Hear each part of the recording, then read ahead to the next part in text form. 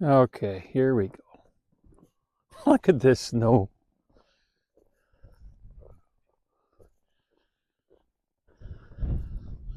Well, folks, considering it's minus 20 here Celsius, or minus 4 Fahrenheit here again today, too cold to saw. I'm going through some withdrawals here. It's January 26th. So I thought, what a great way to spend a nice cold wintry day. Get myself in the mill shed and go over some alignment with the mill and kind of share with you folks how I maintain the mill, how often I maintain it, and some tips and tricks to keep your mill running in tip-top shape all year. So let me get some stuff and I'll be right with you. We just had a big snowstorm come through the maritime provinces here in Canada and dumped, I don't know how many inches, 15 to 20 inches of snow, or 40 centimeters of snow.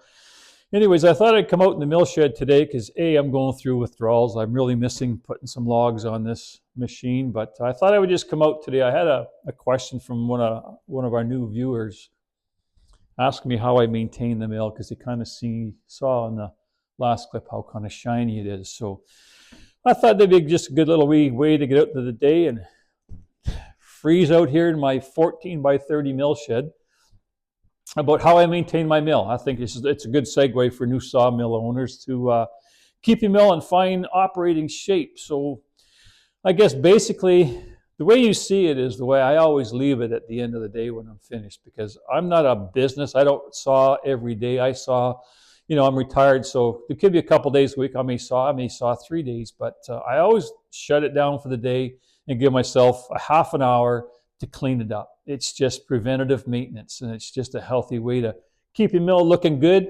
And you don't want to come in to start sawing the next day with sawdust piled up all over the place. Now your footing is an issue and you're struggling to kind of walk along the mill. I like just to keep areas clean. So right off the bat, this mill is kind of parked for the winter. It's parked for January and probably most of February because of the weather that we have. So what I did is I went out and I purchased these they're meant for 3/4 inch copper pipe. I purchased these. They come in, I don't think they're 2-foot lengths. I just made the opening a bit. I just took an X-Acto knife, made them a bit wider, completely coated the inside of these with automatic transmission fluid, and it just snaps right over top of the rail. This is a Wood-Mizer LT35 hydraulic mill, by the way, and it just snaps right over the rail, and it keeps it well lubricated, and it keeps the moisture off the rail so I don't have any rust build up over the winter months and come back in the spring and start the milling and see all these little rust, the rust building up on the rail. Steel wool is a great thing to use to maintain that, to wipe it down and get rid of it, but I always keep it well lubricated. When it's being used and when it's not being used, I always keep it well coated in automatic transmission fluid. And how I do that, let me get my little thing here. The old handy dandy, old antique oil can. They're beautiful. Fill it with automatic transmission fluid. I soak this rag. This is a clean one. It hasn't been used, as you can tell, but this will be soaked in all this not the rail down. I wipe everything down with automatic transmission fluid because it won't build up sawdust on the mill. It doesn't stick to it. So everything you see that's working or moving, I'll coat it with automatic transmission fluid. Even up here on the chains, the rail itself, that's always got lots of lubricant on it. It just makes things work less, and they're a lot easier to maintain if they're always clean. So that's the biggest tip I can leave new owners and even experienced sawmill operators, is that keep your mill lubricated, because it just makes it run smoother. It's easier to clean.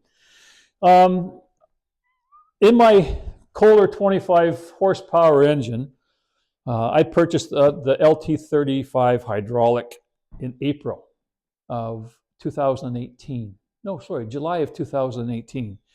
And since day one, I have used the AMSOIL commercial grade full synthetic 10W30 that's meant for small engines.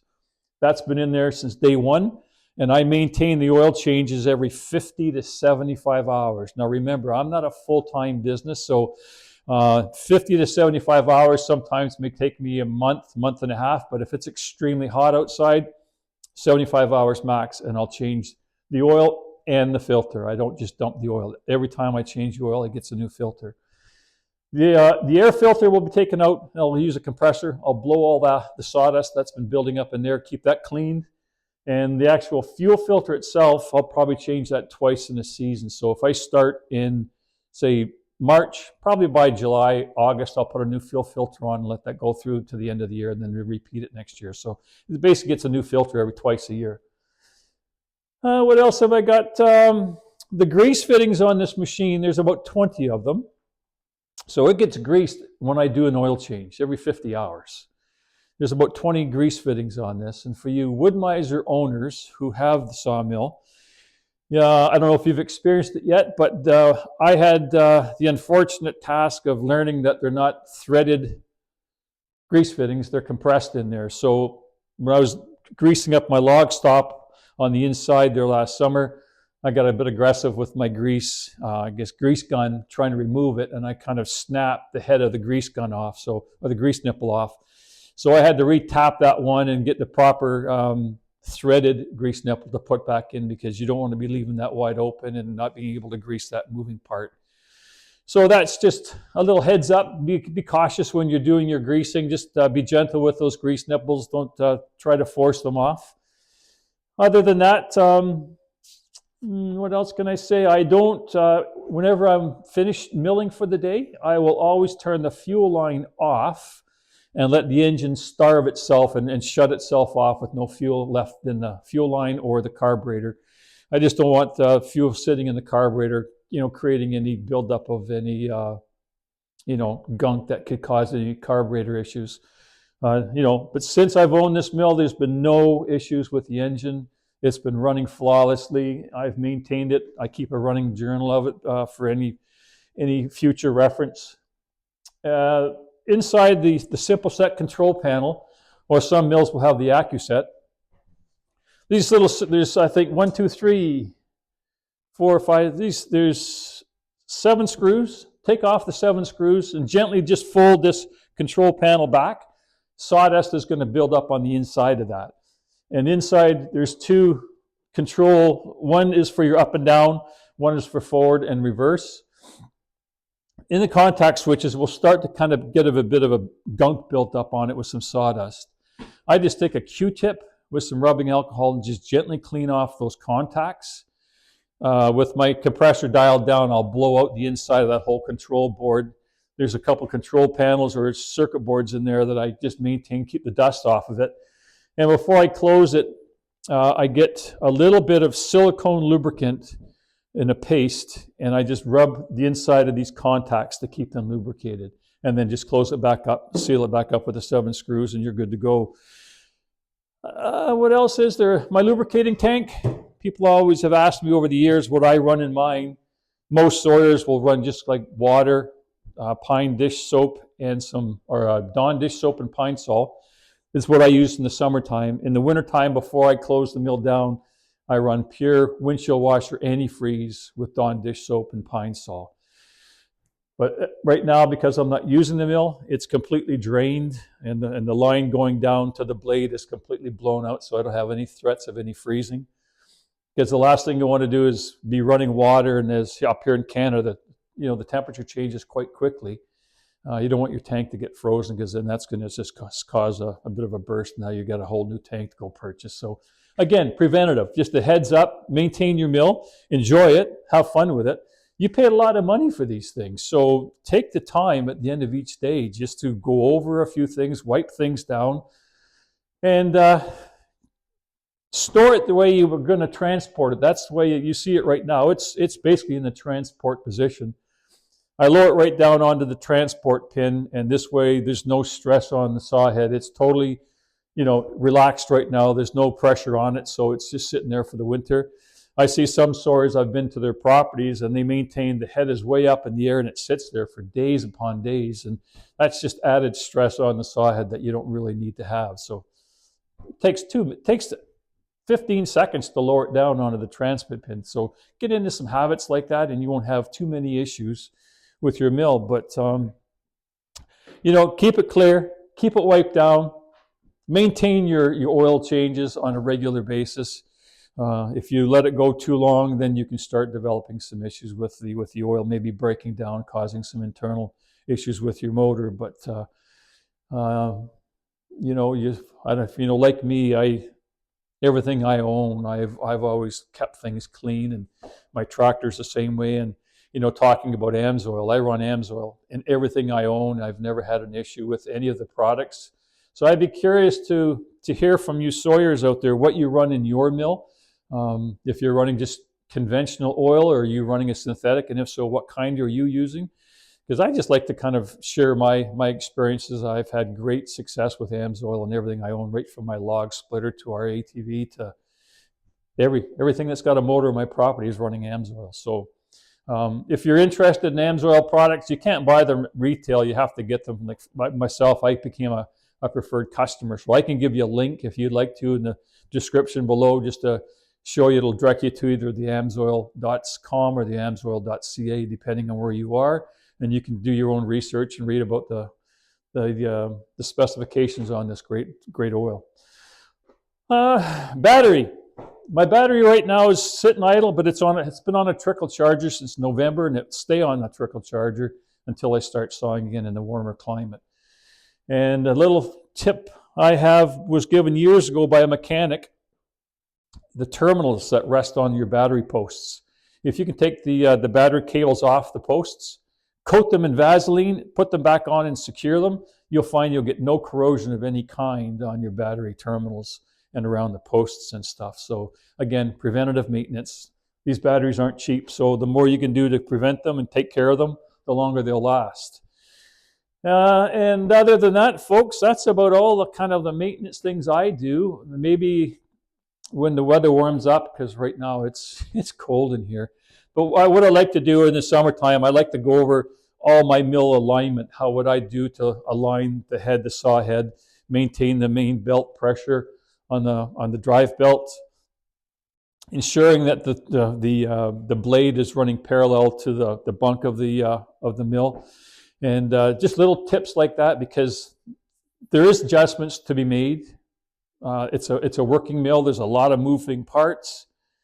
But the best advice I can give to all sawyers, new, intermediate, experienced, is that you have a manual. And I've read that manual 2 or 3 times, and it's helped me tremendously. Every time I've had a minor issue, I've just referred to the manual.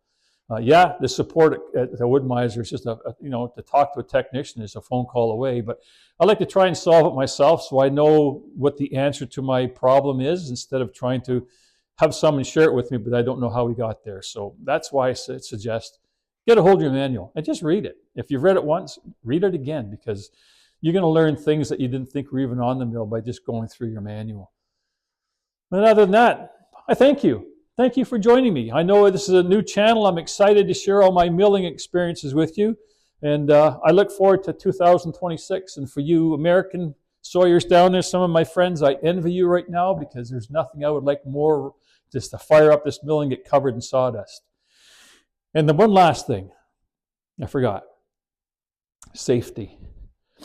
You have to. You cannot saw without ear protection, because these are noisy things. And it will disturb your hearing down the road. You will have some effects. So what I've done is I went out and I purchased one of those Stihl chainsaw helmets with the Bluetooth, so I can actually at least listen to a bit of music and muffle the sound of the engine almost. Not right out, but it muffles the sound to the point where it's not dangerous.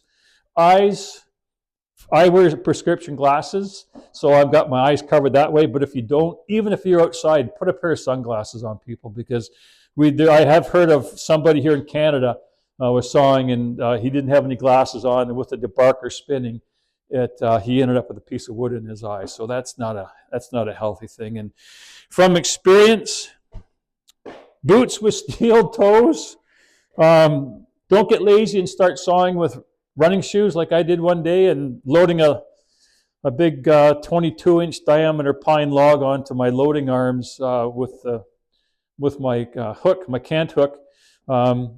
Didn't have steel toes on, and the log rolled back onto my foot. So no damage, but it was one of those wake-up calls to say, don't be so stupid, put on some safety shoes. So You know, folks, you're here to have fun. You're here to make a few dollars with your mill. You don't want to be sitting at home with some sort of an injury based on what you could have done to prevent it. So protect your ears, protect your eyes, steel toes, keep your mill running nice and smooth, keep it maintained, keep it well lubricated, take care of it, and you're going to have a lot of fun, you know, for years to come with your mill. Whatever mill you purchase, whether it's a manual mill, hydraulic mill.